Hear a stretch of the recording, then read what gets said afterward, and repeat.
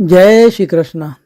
પ્રિય વૈષ્ણવજનો, આજે આપણે પુષ્ટિ સત્સંગ સાગર ચેનલમાં હોળીમાં જે વપરાતા અબીર, ગુલાલ, કુમકુમ, ચોવા અને ચંદન ખરેખર વાસ્તવિક શું છે એનું રહસ્ય છે એ આપણે સમજશું.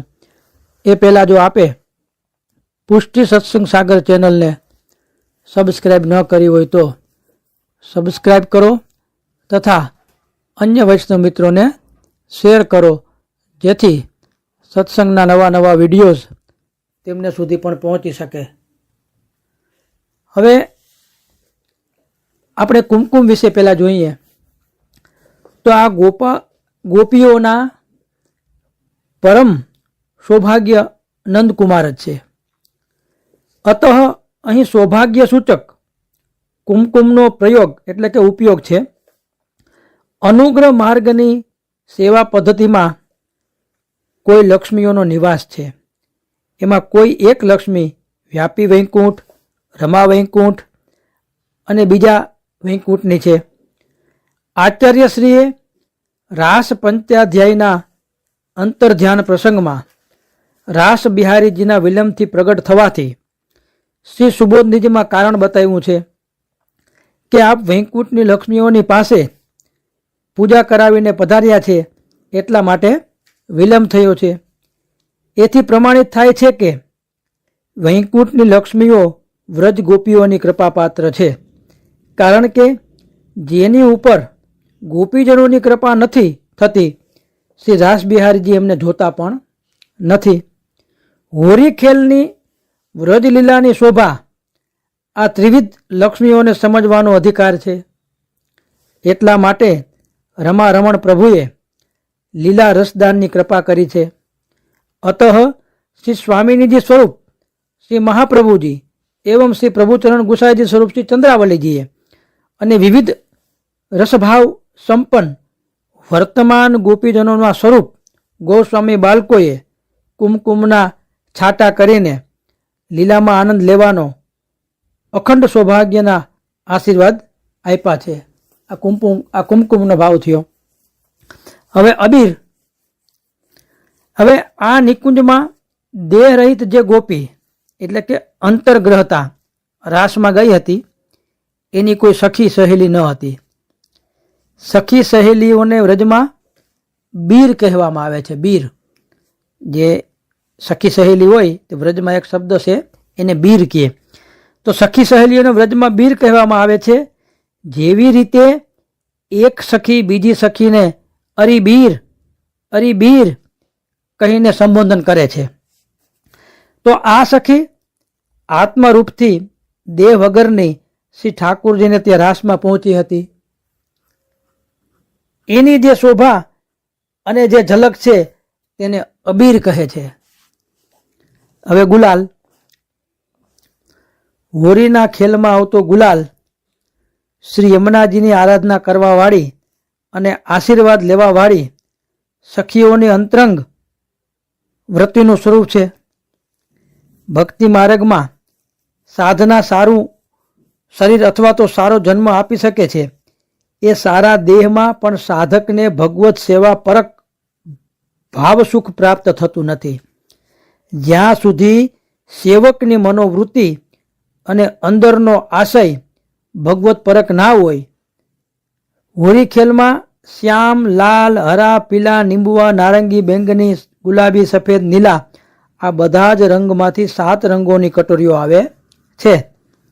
સાથે ચંદન, અરગજા, કેસર, કુમકુમ, કમલ અને કેવડાની પરાગ આ બધી સામગ્રી નિકુંજની સેવામાં તલ્લીન એકાગ્રતા વ્રજ ભક્તોની મનોવૃત્તિનું રસરૂપ સ્વરૂપ છે. જેવી રીતે સ્વાતિ નક્ષત્રમાં બરસવાવાળી બૂંદ છીપમાં મોતી બની જાય અને મધવાળા હાથીના મસ્તકમાં ગજમુક્ત એટલે કે ગજ મોતી બની જાય, બાંસમાં બંસલોચન એટલે વાંસ કપૂર બની જાય અને ગર્ભવતી ગાયના પેટમાં સ્વાતિ નક્ષત્રની બૂંદ પહોંચી જવાથી એ ગોરોચન બની જાય છે. ઠીક આવી જ રીતે નિકુંજમાં જ્યાં જ્યાં અષ્ટયામ સેવા થાય છે અને એ સેવાના ભાવથી જે નિકુંજમાં પવન ફેલાય છે અને એ પવનનો સ્પર્શ નિકુંજની લતા પતાઓને થાય છે, તેમાંથી જે રસ શુષ્ક એટલે કે સુકાઈ જાય એ ભૂમિ ઉપર આવે છે, એને ગુલાલ કહેવાય છે. આ ગોપીઓની પાસે અને નંદનંદન શ્રી કૃષ્ણની પાસે જે ગુલાલ છે એ એમાં નિકુંજનું સૌભાગ્ય મદ છે.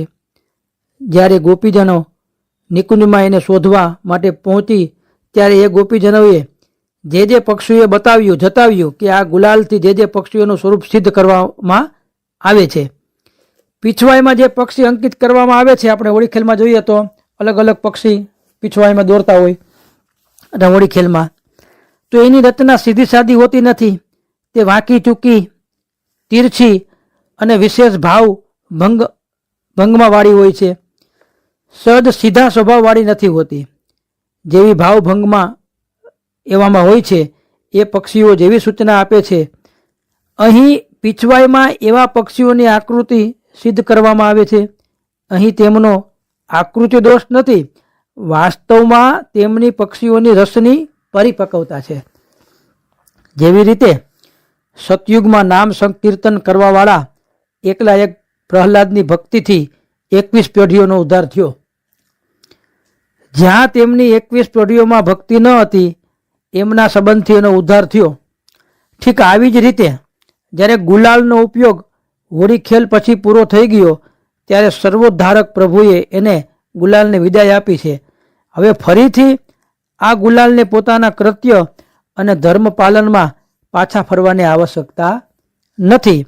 એટલા માટે એ ગુલાલને શ્રી ઠાકોરજીએ કૃપા દ્રષ્ટિથી છૂકર વિદાય આપી છે અને તે ગુલાલ ભાવાત્મક વસંત સ્વરૂપ શ્રી હરિના વિભૂતિ રૂપમાં લીન થઈ ગઈ છે. એવી રીતે સેવા અને ભાવપરક ગોપીઓ શ્રી ઠાકોરજીના આનંદમાં લીન થઈ ગઈ. અહીં સુધીની વાતોથી ગુલાલનું અલૌકિક સ્વરૂપ થયું. હવે આ ચોવા તો પુષ્ટિ સંપ્રદાયના સેવાભાવી પૂર્વ આચાર્યો શ્રી સ્વામિનીજીને આંખોના અંજનને ચોવા માન્યા છે. આ અંજનની સુંદરતા અને ચટકમાં કંઈક વિશેષ કારીગીરી છે. આ રસ કેલી કલાની નિધાન શ્રી યમુના મહારાણીજી છે. એટલા માટે કોઈ ભાવુકજન શ્રી યમુનાજીથી સંબંધિત બતાવે છે કે ભાઈ ચોવા યમુનાજીના ભાવથી આવે. આજના કોઈ પણ દિવસના હોળી ખેલમાં જ્યારે શ્રી સ્વામિનીજીનો વિજય થાય છે ત્યારે શ્રી સ્વામિનીજી શ્રી ઠાકોરજીના વસ્ત્રથી પોતાનું અંજન પહોંચે છે કે લૂછે છે.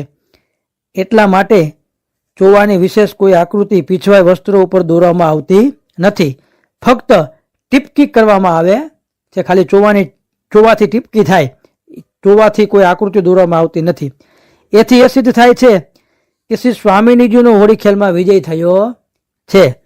આ ચોવા શ્રી સ્વામિનીજીના અંજનનું સ્વરૂપ છે. શ્રી સ્વામિનીજી જે કોઈને પણ શ્રી ઠાકોરજીનો પૂર્ણ આશ્રય પ્રદાન કરે છે એમને જ શ્રી ઠાકોરજી વિશેષ રસદાન કરે છે. આ થયો ચોવાનો ભાવ. હવે ચંદનનો ભાવ. ફાલ્ગુન વસંતના પહેલાની જે સેવાઓ તે પૂર્ણકામ ગોપીઓની છે. જેમણે શ્રી સ્વામિનીજીના સિવાય કોઈ પણ ગોપીને શ્રી ઠાકોરજીના અંગ સ્પર્શનું સુખ નથી મળ્યું. શયનમાં સયાજીની રચના પછી શ્રી સ્વામિનીજીને અંગસંગ પ્રાપ્ત કરતા જોયા ત્યારે એ સુખનો વિરહ નિવૃત્ત કરવાને માટે અહીં ચંદનનો ઉપયોગ છે. ચંદન પોતાની જગ્યાએ શીતલ હોય છે.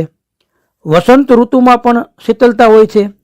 એટલા માટે ચંદનમાં મૃગમધ, કસ્તુરી અને કેસરનો ઉપયોગ કરવામાં આવે છે, જેથી એ ચંદન સુહાવનો થઈ જાય છે, સુહાય એવો. હોળી ખેલના સમાપન સમયે વ્રજ ગોપીઓને શ્રી ઠાકોરજી પોતાના શ્રીઅંગ કેલી કલા રસ આલિંગન દાન કરીને વિદાય આપે છે. આથી નિત્ય સેવામાં દેહથી દૂર રહેવાનો ઉપયોગ એને યાદ આવે નહીં. એટલા માટે હોળી ખેલમાં ચંદનનો ઉપયોગ થાય છે. બધા પ્રકારના ગુલાલ, અબીલ, ચંદન સજાવીને રાખવા માટે જે પાત્ર હોય છે ને તે પોતાની આકૃતિમાં અંદરની તરફ ઝૂકેલા હોય છે, વળેલા હોય છે. આ 12 માસની સેવામાં કટોરી, ડબરા વગેરે આવી આ આવૃત્તિના અને આકૃતિના હોય છે. એનો મૂળ વિચાર એ છે કે સેવામાં જીવની અંતર્મુખી વૃત્તિ હોવી જોઈએ, બહિર્મુખી વૃત્તિ હોવી ન જોઈએ. અંતર્મુખી વૃત્તિવાળા જીવ પ્રભુની માટે બીજું શું કરવું એવું વિચારતો રહે છે, અને બહિર્મુખી વૃત્તિવાળા જીવ એવું કહેતા રહે છે કે અમે આવું કર્યું, અમે તેવું કર્યું. અંતર્મુખી જીવ ભગવત સુખથી પ્રસન્ન થાય છે અને બહિર્મુખી જીવ પોતાના સ્વાભિમાનના સુખથી સુખી રહે છે. કોઈ પણ પ્રકારના જીવે આ સમજવા જેવું છે. તો આ બધી હતી આપણા રંગોની બધી ભાવના. શ્રી વલ્લભાધીશ કી જય.